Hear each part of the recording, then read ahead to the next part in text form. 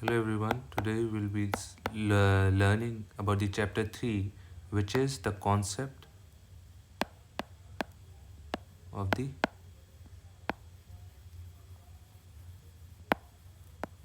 constitution. ठीक है, handwriting के लिए मुझे माफ़ करें. ठीक है, तो concept of the constitution is after the chapter number 2 which was making of the constitution. हमने देख लिया कैसे बना. देखें तो जब भाई आगे कॉन्स्टिट्यूशन की तो बात तब करेंगे ना जब हमारे को उसका कॉन्सेप्ट पता होगा. तो इसलिए it has been placed at the number chapter 3. ठीक है, अब इसकी ब्रॉड हेडिंग्स क्या क्या हैं. कॉन्स्टिट्यूशनलिज्म, ठीक है, कॉन्स्टिट्यूशन के फंक्शंस क्या क्या होने चाहिए, एक अच्छे कॉन्स्टिट्यूशन की क्वालिटीज़ क्या क्या होनी चाहिए. ठीक है, कॉन्स्टिट्यूशनलिज्म के भी अंडर इन्होंने क्या बात करी है, उसके इंडिकेटर्स कि what are the indicators which point out that the government is working according to constitutionalism.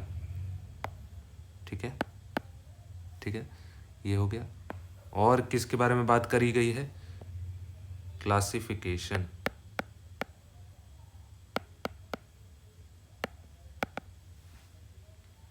ठीक है, now let's look at these one by one.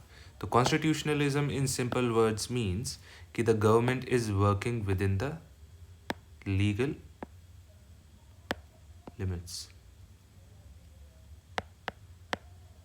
मतलब सरकार हद में काम कर रही है, यानी कि इट प्रिवेंट्स द टायरनी और overreach of the state. That is one thing. ठीक है, तो जब हम बोलते हैं कि constitutionalism there is no constitu, अगर हम ये बोलें वी से दिस स्टेटमेंट कि there is no constitutionalism in the country, that means the government is not working according to the legal limit set by the constitution to prevent the tyranny और the over reach of the state. यानी कि हद से ऊपर, sir से ऊपर पानी बह रहा है और अपनी हद से हद पार करके सरकार उस समय काम कर रही है. ठीक है, now let's look at the functions.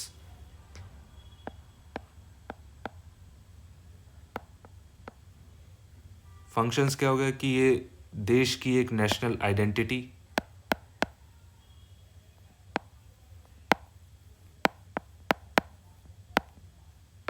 ठीक है, पॉलिटिकल इंस्टीट्यूशंस,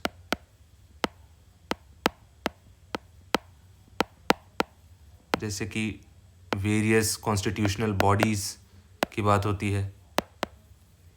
ठीक है, प्रेसिडेंट, वाइस प्रेसिडेंट, ठीक है, कैग, ठीक है, लेजिस्लेचर्स, ठीक है. इट कैन और it can set out the goals related to social or economic sphere, जैसे कि will be socialist country etc. ठीक है, these are some of the functions the constitution should play. Now let's look at the qualities.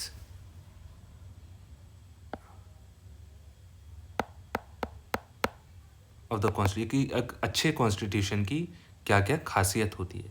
Now understand this through a very basic common sense. ठीक है, suppose करो कि आपको बोला गया भाई शेर के ऊपर एक निबंध लिखो, एक पैराग्राफ लिखो. ठीक है, और अब आपके हिसाब से एक अच्छा निबंध शेर के ऊपर क्या होगा. एक तो वो छोटा होना चाहिए कंटेंट में, ठीक है, बल्कि नहीं होना चाहिए. ठीक है, और दूसरा क्या होना चाहिए, क्लैरिटी होनी चाहिए, यानी कि उसमें ज़्यादा भारी भारी शब्द नहीं हो. जैसे कि आप उसका टेक्निकल नेम नहीं लिखें, टाइगर की जगह टेक्निकल नेम लिख दें. ठीक है, तो किसी को कुछ समझ में नहीं आएगा. तो पहला हो गया छोटा होना चाहिए, दूसरा हो गया क्लैरिटी होनी चाहिए. ठीक है ना, और तीसरा क्या हो गया कि भाई अगर आपसे शेर के बारे में बोला है तो शेर के बारे में ही लिखो, चीता और घोड़ा, हाथी, 15, इन सब के बारे में नहीं, मतलब कि डेफिनेट होना चाहिए, ठीक है। और क्या बोला है कि भाई, और सबसे बढ़िया बात तो ये होगी कि आप उसको क्या बोलते हैं, पेंसिल और पेंसिल से ड्रॉ करो, ताकि आप उसे इरेज़र मिटा के उसमें जो भी दिक्कतें हैं, दिक्कतें आई हैं ड्रॉ करते हुए, आप उसको रिमूव कर सको। That means it should be adaptable, ठीक है। तो एक अच्छे कॉन्स्टिट्यूशन की भी कुछ ऐसे ही मिलती जुलती खासियत होती हैं। तो छोटा इज रिलेटेड टू ब्रेविटी, ठीक है। Clarity is as it is, यहाँ पर भी है कि क्लैरिटी, ठीक है। डेफिनेट में यहाँ पर भी है कि डेफिनेटनेस, डेफिनेटनेस, ठीक है। चौथा है, इधर क्या हो गया भाई, अगर हम उसके बारे में बात करें, शेर के बारे में बात करें, कि वो कॉम्प्रिहेंसिव होना चाहिए। ऐसा नहीं है कि आपने छोटे के चक्कर में उसके बारे में लिखा ही नहीं, तो यहाँ पर भी कॉम्प्रिहेंसिव होना चाहिए, मतलब कि जो जो चीज़ें होनी चाहिए एटलीस्ट वो तो हों, ठीक है। और क्या हो गया, सूटेबिलिटी होनी चाहिए, यानी कि अगर आपसे टाइगर के ऊपर निबंध लिखने को बोला, तो अगर आप उसको इंडियन कॉन्टेक्स्ट में लिखोगे that will be much better, ठीक है ना। और क्या हो गया, यहाँ पे हो गए 5, और लास्ट के 2 हैं कि स्टेबिलिटी होनी चाहिए कॉन्स्टिट्यूशन के अंदर, मतलब कि जैसे बार बार कहते हैं ना कि सरकारें गिरती हैं, उठती हैं, पॉलिटिकल इंस्टेबिलिटी को अवॉइड करने के लिए कॉन्स्टिट्यूशन में ऐसे प्रोविजंस होनी चाहिए कि which promotes the stability of the political system और द पॉलिटिकल पार्टीज, ठीक है। और हमने अडेप्टेबिलिटी देखा क्या, हाँ अडेप्टेबिलिटी ये रह लो, तो हो गए ना हमारे कितने, 7 इन टोटल, ठीक है। These are the qualities. Now let's look at the classification.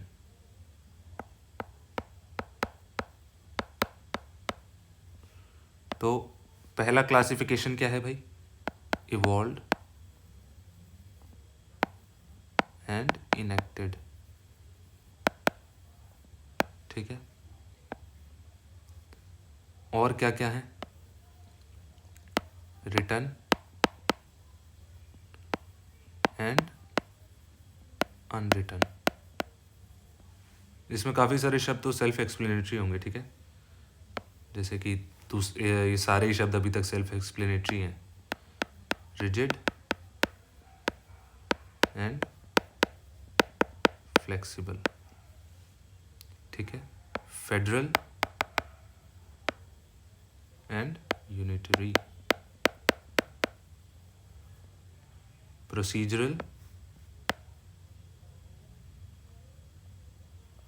And prescriptive, ठीक है। ये इसके कितने हो गए, 5 क्लासिफिकेशन हो गए। इवॉल्व और इनेक्टेड, जैसे इवॉल्व मतलब कि उसका इवोल्यूशन हुआ है, कि कोई कहानी पहले से चलती आ रही थी और अभी तक चलती आ रही है, और उसमें अभी तक कोई ऐसा, मतलब उसमें काफ़ी समय से इवोल्यूशन, जैसे कि इवॉल्व होता रहा है, वो समझ में आ रहे हो कि कहानी काफ़ी पहले से चलती आ रही है। तो जैसे कि जुडिशियल कन्वेंशंस हो गई, ठीक है ना, राइट, प्रिंसिपल्स हो गए, ठीक है। और इनेक्टेड वो होता है,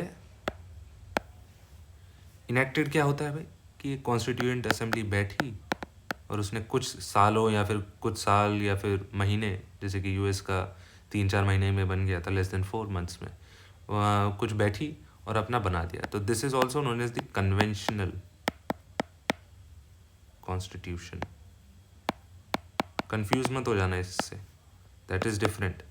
कन्वेंशनल मतलब कि यूजुअली ऐसा ही होता है, कॉन्स्टिट्यूएंट असेंबली बैठती है और बना देती है। तो भारत सरकार, अगर हम भारत की बात करें तो भारत में कौन सा है, भारत में ये है, ठीक है। और यूके में कौन सा है, यूके में इवॉल्व है, ठीक है।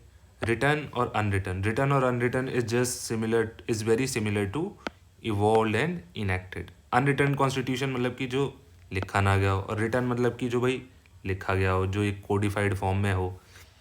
सही है। तो अनरिटर्न में कौन कौन से हो गए, पहले तो हम अनरिटर्न की बात कर लेते हैं। उसमें कौन कौन से हो गए, यूके, इजराइल,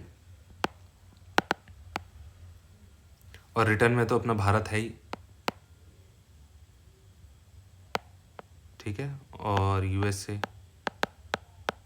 जापान, ठीक है। भारत में ये हो गया, सही है ना। अब आगे जाते हैं। Rigid and flexible.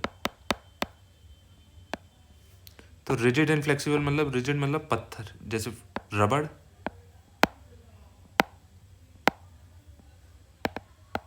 Stone.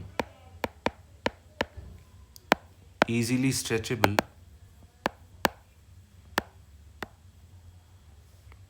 cannot be stretched।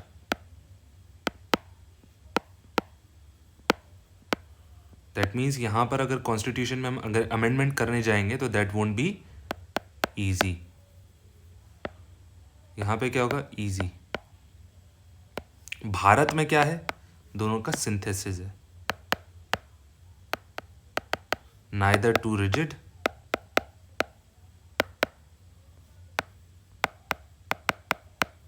Nor too flexible, ठीक है। यानी कि कुछ प्रोविजंस आराम से हो जाते हैं अमेंड कॉन्स्टिट्यूशन के, और कुछ प्रोविजन में स्पेशल मेजॉरिटी लगती है। कुछ प्रोविजन जो आराम से अमेंड हो जाते हैं, जैसे कि आपका हो गया, अगर आपको स्टेट की बाउंड्रीज पार्लियामेंट को चेंज करनी है या नाम वगैरह चेंज करना है, तो that is very easy to do. सही है। That can be done by an ordinary law और द सिंपल मेजॉरिटी, ठीक है।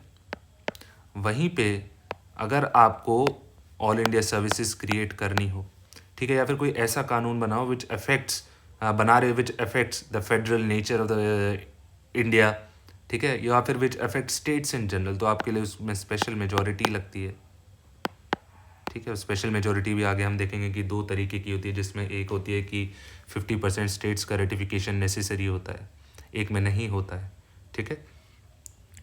तो भारत में neither too rigid nor too flexible, ठीक है ना, यहाँ तक कोई दिक्कत नहीं। तो फ्लेक्सिबल कॉन्स्टिट्यूशन जो है वो अगेन यूके एंड न्यूजीलैंड, ठीक है। और वहीं पे अगर हम रिजिड कॉन्स्टिट्यूशन की बात करें, जिसको हम बोलते हैं इन इलास्टिक, और फ्लेक्सिबल को क्या बोलते हैं, इलास्टिक कॉन्स्टिट्यूशन, तो उसमें क्या हो गया, यूएसए, ठीक है ना, और ऑस्ट्रेलिया, ठीक है। यहाँ तक कोई दिक्कत नहीं। अब हम बात करते हैं फेडरल और यूनिटरी की।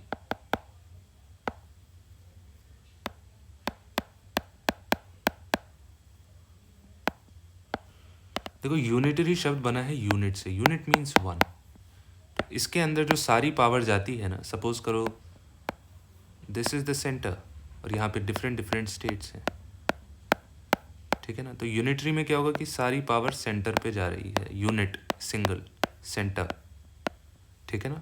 तो that will be the unitary structure of the constitution. वहीं पे जो फेडरल में होगा ना, फेडरल में क्या होगा, सपोज करो दिस इज द सेंटर, ठीक है ना, और यहाँ पे स्टेट्स ऐसे, स्टेट्स ये एक स्टेट ऐसे, एक स्टेट ऐसे, मतलब डिवीजन ऑफ पावर है। Centre is not that powerful. तो जैसे कई बार कहते हैं ना, स्टेट, आपने कई बार न्यूज़ में सुना होगा कि कई राज्य या फिर कई चीफ मिनिस्टर्स मैनी एलेज और दे से कि we should promote federalism. That means कि we should have an equitable relationship with the centre. Centre should become that powerful, ठीक है। भारत को जो कहते हैं उसको कहते हैं quasi federal, means in general वो यूनिटरी है, लेकिन उसमें फेडरलिज्म के फीचर्स हैं। क्वासी मतलब थोड़े से, सही है। और जो शब्द यूज़ हुआ है कॉन्स्टिट्यूशन के अंदर वो फेडरल नहीं हुआ है। ये तो उसका और लोगों ने डिस्क्राइब किया कि India is a quasi federal state. जो कॉन्स्टिट्यूशन में शब्द यूज़ हुआ है that is India is a union of states.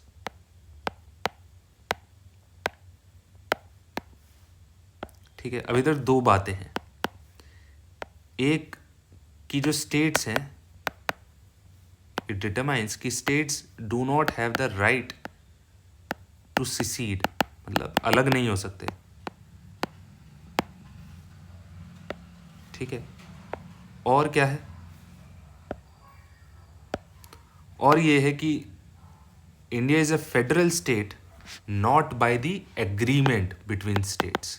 कोई एग्रीमेंट नहीं हुआ है, अनलाइक इन यूएसए जहाँ पर सारी स्टेट्स ने एग्री किया है। ठीक है, तो USA is a pure example of A federal state, while India is not. ठीक है, तो फेडरल स्टेट कौन कौन सी हो गई? कनाडा, ठीक है, यूएस, स्विट्ज़रलैंड और ब्राज़ील। ठीक है, और आपकी जो यूनिटरी स्टेट्स हो गई, unitary states that is prevalent of course China. ठीक है, यूनिटरी कहाँ गया भैया, ये रहा, चाइना, जापान, फ्रांस, ये इम्पोर्टेंट है, दिस इज़ इम्पोर्टेंट। ये स्कोप ट्रैप हो सकता है, आपको लगेगा कि ये फेडरल है but it is a unitary state. ठीक है, प्रोसीजरल एंड प्रिस्क्रिप्टिव।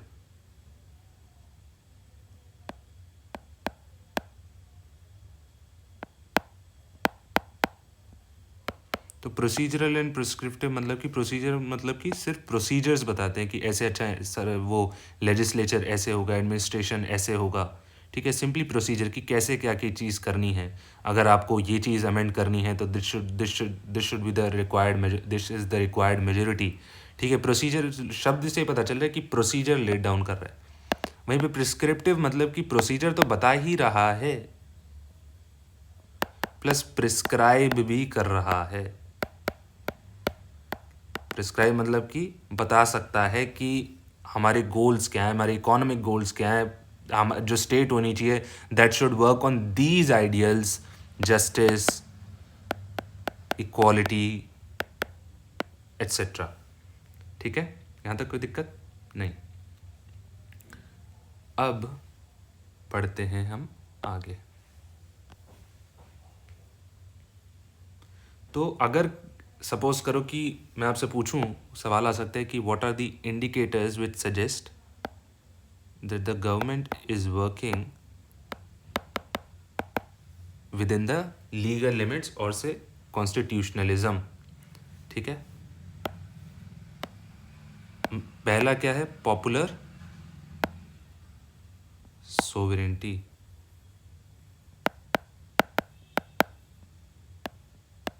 तो इससे हम क्या इन्फर कर सकते हैं? इससे हम ये कर सकते हैं कि या अगर हम कॉन्स्टिट्यूशन की बात कर रहे हैं तो उस देश में that there should be a democratic setup, not dictatorship.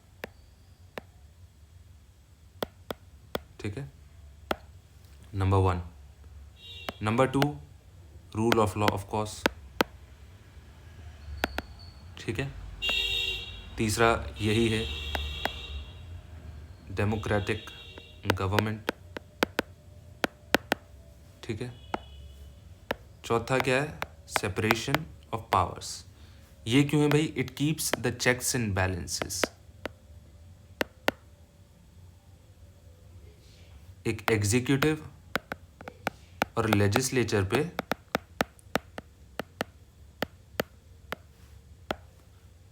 Judiciary की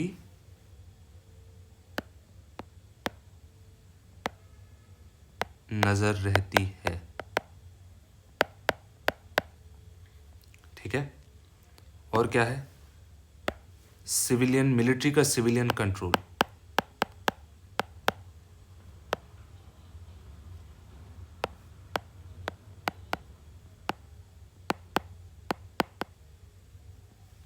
ठीक है। और क्या है कि जो पुलिस है that is governed by law and judicial control, ठीक है। और क्या है भाई, इंडिविजुअल राइट्स के लिए, लोगों के राइट्स के लिए लॉ के अंदर और वैसे लोगों के राइट्स को प्राइमेसी दी जानी चाहिए। अब आप इसको रिलेट करो करंट अफेयर्स से, तो जहाँ पर भी सिविलियन कंट्रोल मिलिट्री का नहीं होगा, जैसे कि पाकिस्तान, तो वहाँ पे कॉन्स्टिट्यूशनलिज्म नहीं होगा। अगर पुलिस भारत में क्या बोलते हैं, किसी को कैद के दौरान मार देती है, जिसे हम कहते हैं एक्स्ट्रा जुडिशियल किलिंग,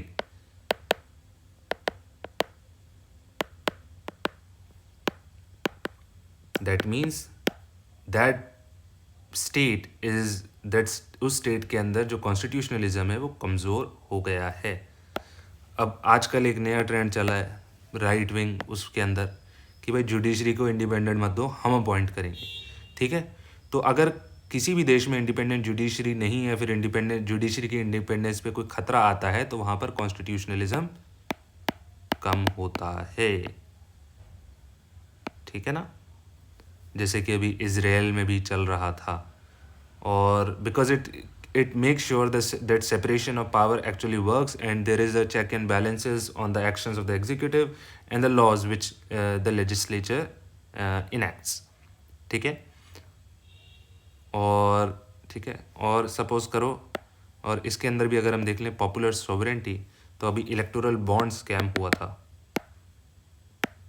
उसमें क्या था कि पैसे देकर किसी तरीके से मतलब कि इलेक्शंस के आउटकम्स को किसी को सपोर्ट करना, basically funding the political parties, ठीक है ना।